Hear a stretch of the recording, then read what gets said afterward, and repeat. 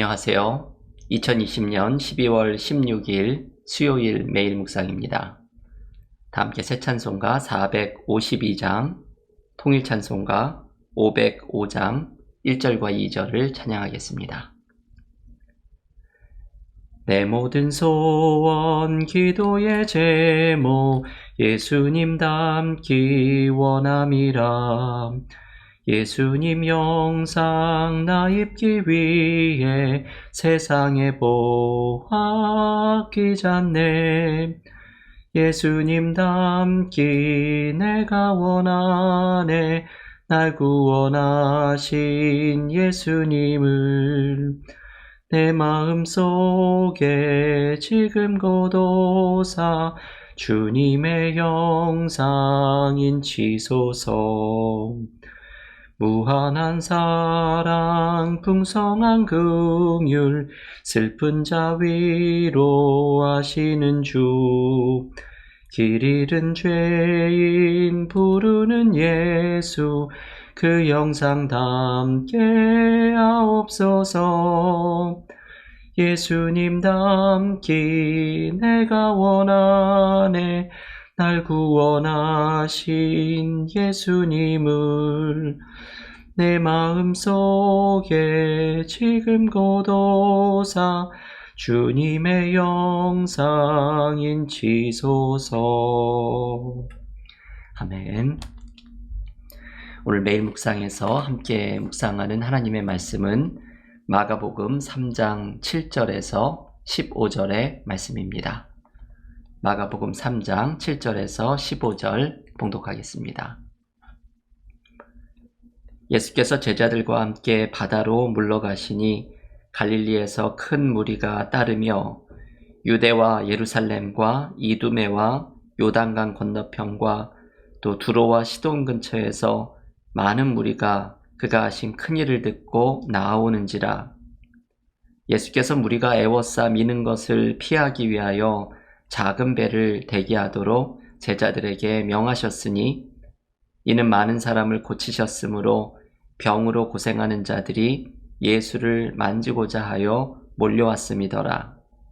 더러운 귀신들도 어느 때든지 예수를 보면 그 앞에 엎드려 부르짖어 이르되 당신은 하나님의 아들이니이다 하니 예수께서 자기를 나타내지 말라고 많이 경고하시니라.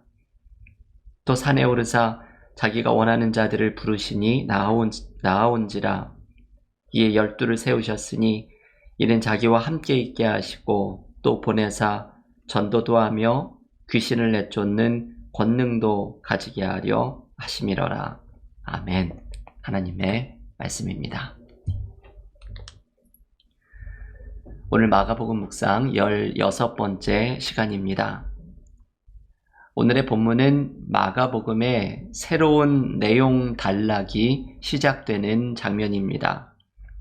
지난 토요일에 묵상한 마가복음 3장 6절까지 갈릴리에서의 예수님의 사역의 한 단락이 소개가 되고 이제 새로운 내용 단락이 시작되면서 마가복음은 예수님의 사역의 성과를 소개하는 요약문으로 이 새로운 내용 단락을 시작하고 있습니다. 마가복음은 중간중간마다 예수님의 사역을 정리해주는 이 요약문을 배치해 놓습니다. 오늘 본문 마가복음 3장 7절부터 12절까지가 주님의 사역을 정리해주는 요약문인데 여기에 보면 예수님이 일으키신 하나님 나라의 운동이 엄청난 파장을 불러일으켰음을 알 수 있습니다. 수많은 무리들이 예수님을 쫓아와서 9절에 보면 무리가 예수님을 애워싸 미는 것을 피하려고 배를 준비시키는 장면이 나옵니다. 한글 성경은 무리가 애워싸 민다고 번역했지만 영어 성경은 crush라는 단어를 사용합니다. 사람이 너무 몰려와서 주님이 인파에 크러쉬 되지 않도록 배를 준비했다는 것입니다. 이렇게 수많은 사람들이 주님께 몰려온 것을 요약문은 소개해 주고 있습니다.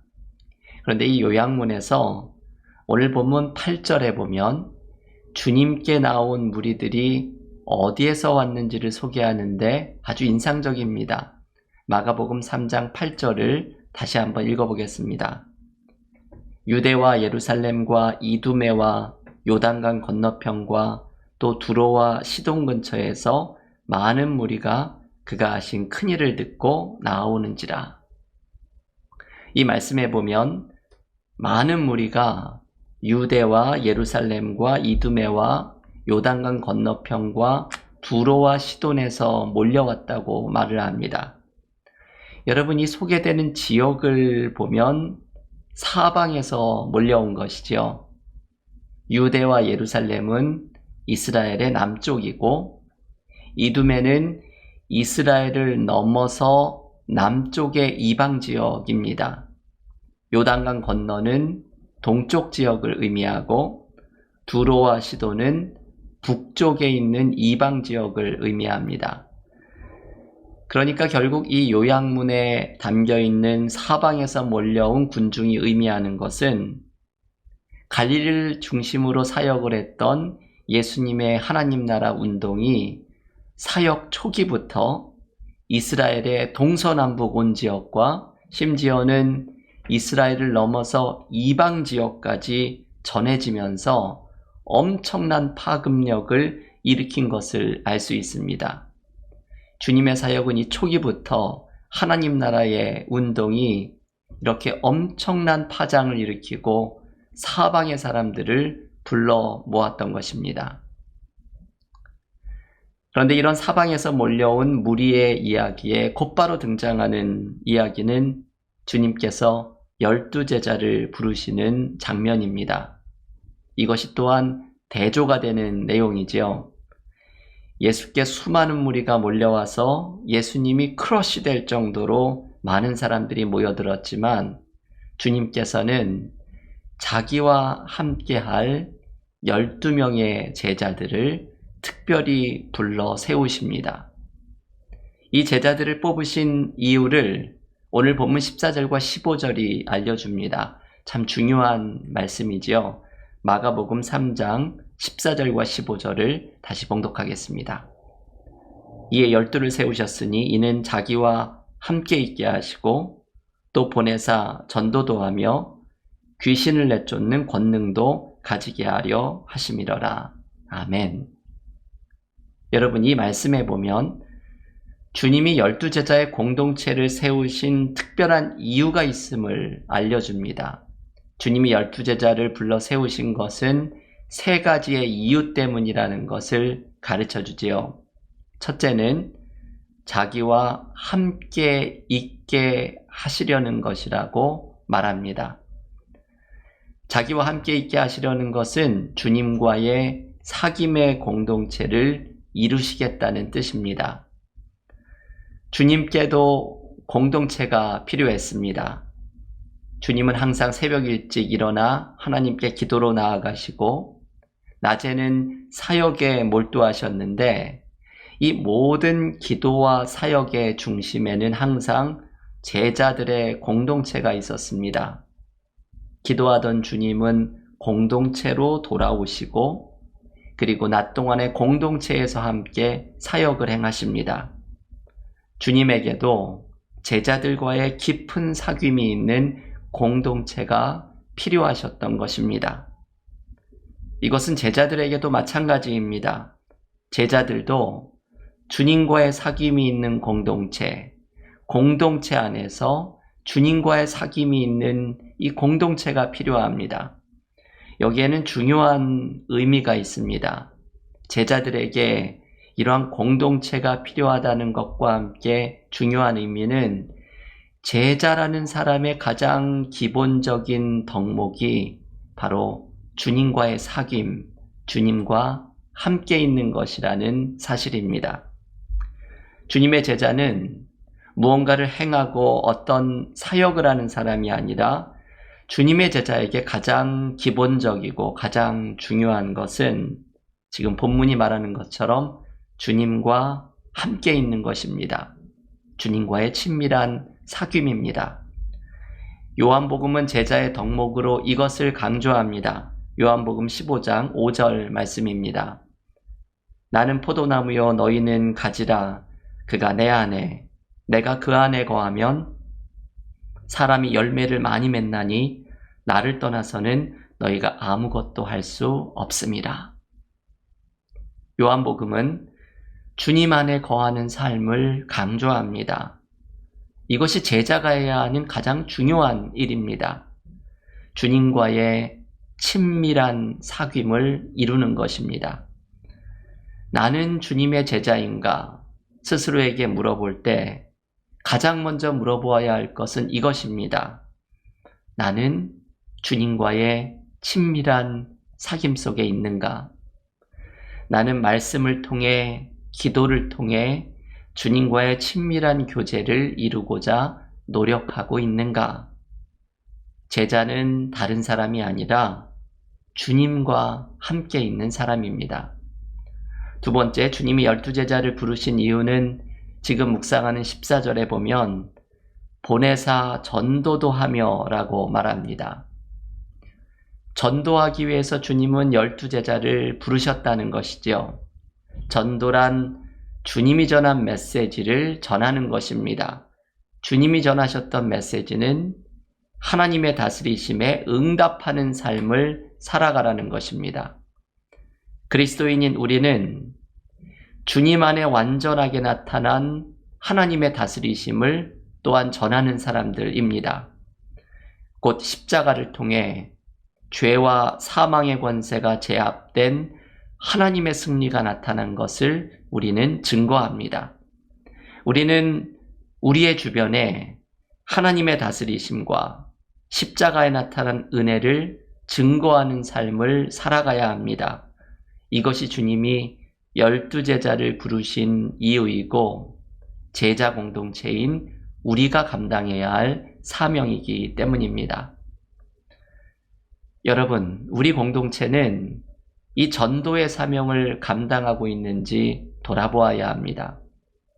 사도 바울은 디모데후서 4장 2절에서 때를 얻든지 못 얻든지 말씀을 전파하라 강조하였는데 우리는 외부의 상황을 탓하면서 주님이 제자 공동체를 세우신 이유 가운데 하나인 전도의 사명에는 관심을 기울이지 않을 때가 많이 있습니다.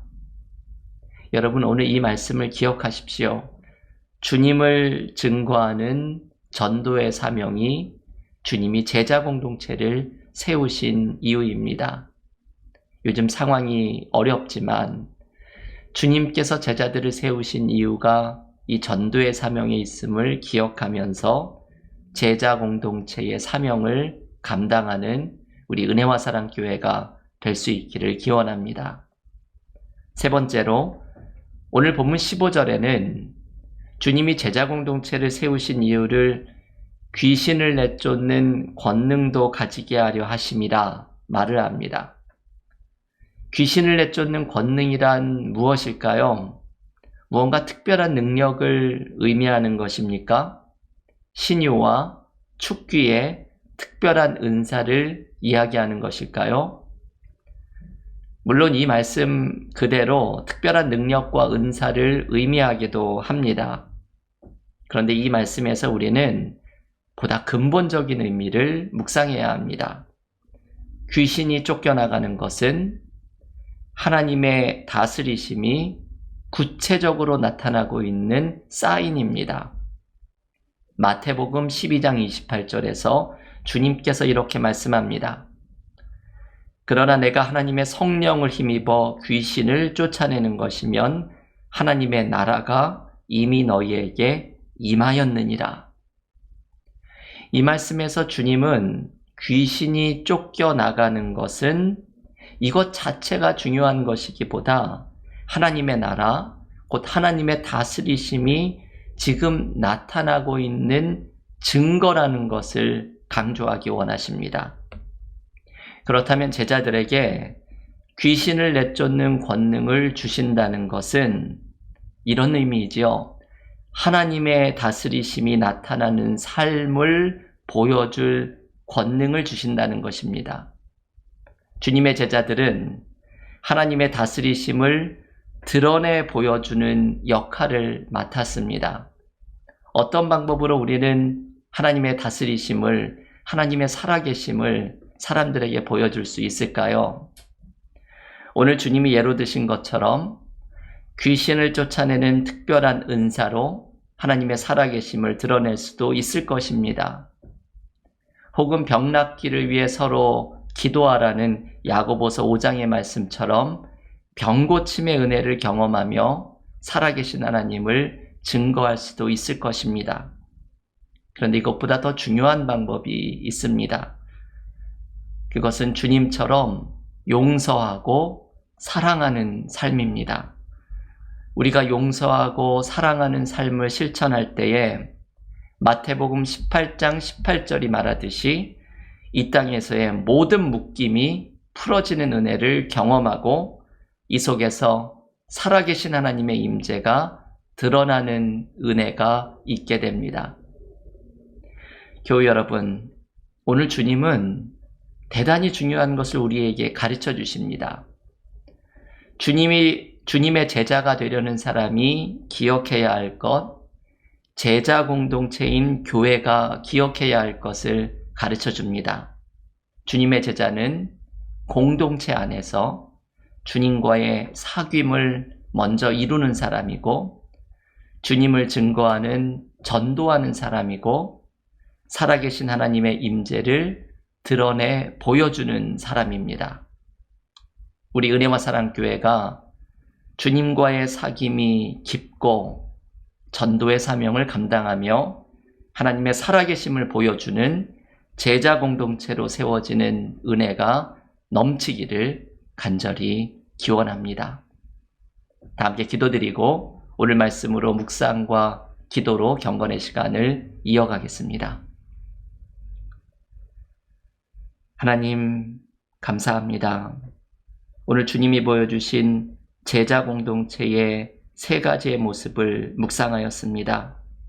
우리의 삶 속에서도 공동체 안에서 주님과의 깊은 사귐에 들어가고 전도의 사명을 감당하며 삶에서 하나님의 살아계심을 드러내는 삶이 되게 하여 주시사 주님께서 우리를 세워주신 제자 공동체의 사명을 감당하는 우리 은혜와 사랑의 공동체가 되게 하여 주시옵소서. 오늘도 주님의 은혜 가운데 거하는 복된 하루가 되기를 원하오며 예수님의 이름으로 기도하옵나이다. 아멘.